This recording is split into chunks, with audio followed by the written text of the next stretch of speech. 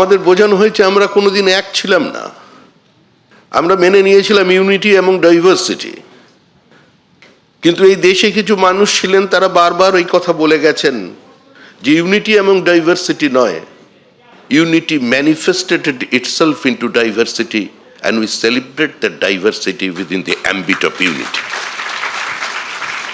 আজকে তরুণ প্রজন্মকে এই বিষয়ে জানতে হবে যে আপনি যে দেশের মানুষ, যে দেশে আপনি জন্মগ্রহণ করেছেন, সেই দেশ পৃথিবীকে প্রথম জ্ঞানের আলো স্পর্শ দিয়েছিল। যে দেশ প্রথম বিবাহ পদ্ধতি চালু করেছিল, যে দেশ পৃথিবীর মানুষকে একটা গণতান্ত্রিক ব্যবস্থার মধ্যে নিয়ে এসেছিল। গ্রিস তার ডেমোক্রেটিক সেটআপকে 99 সালের বেশি ধরে রাখতে পারেনি, কিন্তু আমরা 1000 বছর ধরে আমরা আমাদের এই গণতান্ত্রিক ব্যবস্থাকে আমরা রেখে দিয়েছি। আমরা যারা এখানে দেখছি, বিভিন্ন রাজনৈতিক দল দেখছি, নতুন নতুন সরকার দেখছি, সরকার আসবে চলে যাবে, একটা দল তৈরি হবে, দল শেষ হয়ে যাবে। কিন্তু ভারতের মাটির যে বহুত্ববাদ, একম সদ্বিপ্রা বহুধা বদন্তি, যে কথা নিয়ে আজকে আমাদের সমাজ, এই চলমান সমাজ এগিয়ে চলেছে, এই সমাজ, এই দেশেই কিন্তু প্রথম ব্যালট পেপার এর প্রচলন হয়। আজকে তামিলনাড়ুতে চোলেরা তারা তালপাতাকে ব্যালট পেপার হিসেবে ব্যবহার করেছিলেন।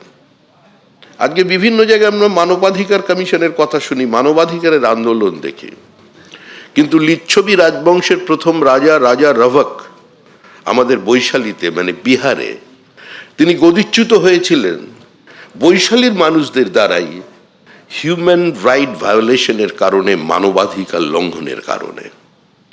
অর্থাৎ যা কিছু আছে, একসময় ব্যঙ্গ করে বলা হতো সবকিছু বেদে আছে, কিন্তু আমরা এটা আজকে দাঁড়িয়ে বলছি ভারতবর্ষের মাটিতে যে যা কিছু আমাদের আছে, যা কিছু আমাদের ছিল, সেটাই গোটা পৃথিবীকে প্রভাবিত করেছে, কিন্তু কোথাও যেন আমরা পিছিয়ে পড়েছি। আপনাদের প্রত্যেক জীবনের স্বপ্ন সফল হোক, আপনারা প্রত্যেকে নিজ ক্ষেত্রে প্রতিষ্ঠিত হন, আপনারা দেশে থাকবেন, দেশের বাইরে যাবেন, কিন্তু তার মধ্যেও মনে রাখতে হবে আমরা যারা পশ্চিমবঙ্গের বাঙালিরা আছি, আমরা প্রথমে ভারতীয়, তারপরে আমরা একজন বাঙালি। আমরা পশ্চিমবঙ্গবাসী যাদের শিকড়টা পশ্চিমবঙ্গের মাটিতে আছে, আজকে শুধু তারাও বাঙালি। পশ্চিমবঙ্গে বাস করে বাংলা ভাষায় কথা বললেই যে তিনি বাঙালি, এর কোনো অর্থ নেই।